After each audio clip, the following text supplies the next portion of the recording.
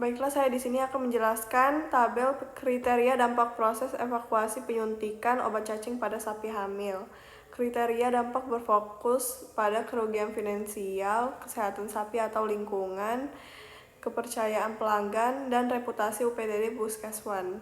Kerugian finansial dihitung berdasarkan estimasi maksimum 10 juta rupiah dibagi menjadi 5 interval. Baiklah, pada skala kelima, pada dampak katastrofik memiliki deskripsi sangat besar. Dampak pada kepercayaan pelanggan bisa mencapai kehilangan kurang lebih 80% kepercayaan pelanggan. Untuk dampak finansialnya kurang lebih 8 juta rupiah. Dan untuk dampak pada kesehatan sapi atau lingkungan, risiko keguguran sapi tinggi, penyebaran residu obat. Dan untuk dampak pada reputasi, kerusakan reputasi kurang lebih 1 tahun. Pada skala keempat, dampak signifikan memiliki deskripsi besar. Dampak pada kepercayaan pelanggan bisa mencapai 60-80% kehilangan kepercayaan pelanggan. Untuk dampak finansialnya bisa mencapai hingga 6-8 juta rupiah. Dan pada dampak kesehatan sapi atau lingkungan, risiko kesehatan sapi sedang, pencemaran lingkungan sedang juga.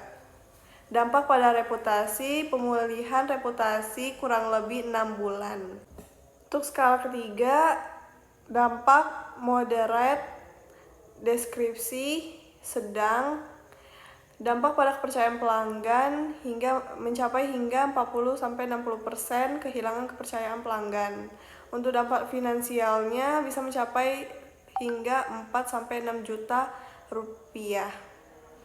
Dan untuk dampak pada kesehatan sapi atau lingkungan, dampak kesehatan sapi moderat, dan untuk lingkungan, gangguan lingkungan. Dan untuk dampak pada reputasi, pemulihan reputasi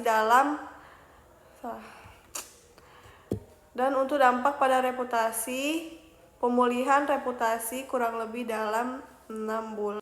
Untuk skala kedua, minor, deskripsinya kecil, dampak pada kepercayaan pelanggan kurang lebih dari 20-40% kehilangan kepercayaan pelanggan.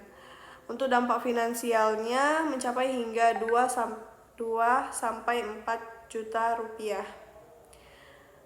Dan untuk dampak pada kesehatan sapi atau lingkungan, gangguan pada sapi itu sangat kecil pada kesehatan sapi. Dan untuk dampak pada reputasi, pemulihan reputasi dalam waktu singkat. Pada skala 1, insignifikan, deskripsi sangat kecil. Dampak pada kepercayaan pelanggan bisa cuma mencapai kurang lebih 20% kehilangan kepercayaan pelanggan. Untuk dampak finansialnya mencapai kurang lebih 2 juta rupiah. Sedangkan dampak pada kesehatan sapi atau lingkungan, dampak sangat kecil pada kesehatan sapi dan lingkungan. Dan untuk dampak pada reputasi tidak ada dampak yang signifikan.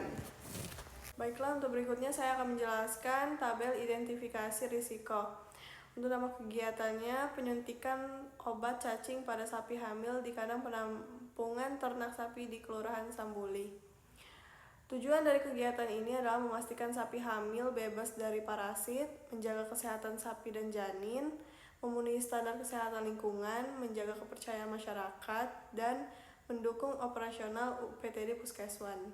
Penanggung jawab pada kegiatan ini dipegang oleh Koordinator UPTD Puskeswan. Baiklah, untuk kejadian risiko, tahap persiapannya kurangnya koordinasi antar tim UPTD Puskeswan dan dokter hewan. Sumber risiko internal yaitu kurangnya komunikasi antar tim, sedangkan untuk sumber risiko eksternal tidak ada. Dan untuk frekuensi kejadian risiko yaitu 3 kali dalam 1 tahun. Untuk skor frekuensi yaitu 3, dampak risiko, penundaan penyuntikan, risiko dosis salah. Dan untuk skor dampak mencapai 2. Pengelolaan risiko.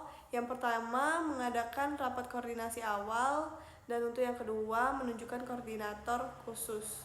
Dan untuk tingkat risiko, frekuensi, dan dampaknya mencapai 6. Baiklah, untuk kategori risikonya yaitu tinggi, berada di prioritas risiko keempat. Baiklah, untuk yang berikutnya, kejadian risiko tahap persiapan yaitu keterlambatan penyediaan obat cacing dan alat suntik. Sumber risiko internal yaitu kurangnya stok di UPTD Puskeswan. Dan untuk sumber risiko eksternalnya yaitu keterlambatan pengiriman pemasok. Frekuensi kejadian risiko terjadi dalam 2 kali 1 tahun. Dan untuk skor frekuensinya berada di angka 2. Sedangkan dampak risiko yaitu penundaan penyuntikan dan risiko kesehatan sapi. Untuk skor dampak berada di angka 3. Untuk pengelolaan risikonya yaitu yang pertama, memesan obat atau alat jauh hari sebelumnya. Yang kedua, menyediakan pemasok cadangan. Pada tingkat risiko, frekuensi, dan dampak berada di angka 6.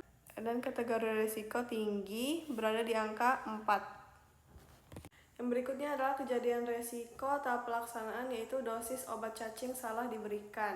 Sumber risiko internalnya kurangnya pelatihan petugas, untuk sumber risiko eksternalnya tidak ada. Dan frekuensi kejadian risiko terjadi sebanyak 2 kali dalam 1 tahun. Untuk skor frekuensinya berada di angka 2, dan dampak resikonya yaitu resiko kesehatan sapi, potensi keguguran. Skor dampaknya berada di angka 3, dan untuk pengolahan resikonya yaitu yang pertama, melatih petugas tentang dosis, dan yang kedua, menggunakan panduan dosis tertulis. Dan untuk tingkat resiko, frekuensi, dan dampak berada di angka 6. Sedangkan untuk kategori resikonya yaitu sedang, berada di angka 4. Dan untuk kejadian resiko tahap pelaksanaan reaksi merugikan pada sapi setelah penyuntikan. Sumber resiko internalnya yaitu kualitas obat buruk, dan untuk sumber resiko eksternalnya ketidaksesuaian obat dari pemasok. Dan untuk frekuensi kejadian resiko terjadi 3 kali dalam 1 tahun. Sedangkan skor frekuensinya berada di angka 3. Dan dampak resiko yang disebabkan yaitu keguguran sapi dan kerugian finansial. Untuk skor dampaknya berada di angka 4. Untuk pengelolaan resikonya yaitu yang pertama, memeriksa kualitas obat sebelumnya, dan yang kedua, menyediakan dokter hewan untuk tanggap darurat. Untuk tingkat resiko, frekuensi, dan dampak berada di angka 12. Kategorinya memiliki kategori resiko tinggi, berada di angka 2. Dan untuk prioritas resikonya berada di angka 2. Baiklah, untuk kejadian risiko terakhir yaitu di tahap pelaksanaan penyuntikan tertunda karena cuaca buruk.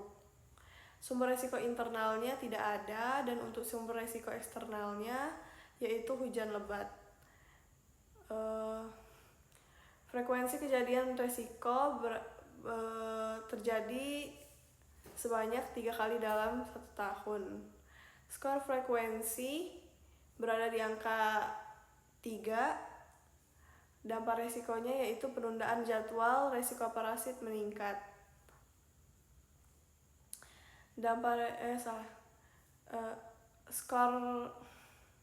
Skor dampaknya berada di angka 4, dan untuk pengolahan resikonya yaitu yang pertama, memantau perakiraan cuaca, dan yang kedua, menyiapkan tenda pelindung. Tingkat resiko, frekuensi, dan dampak berada di angka 9. Kategori resiko yaitu tinggi. Prioritas resikonya berada di angka 3.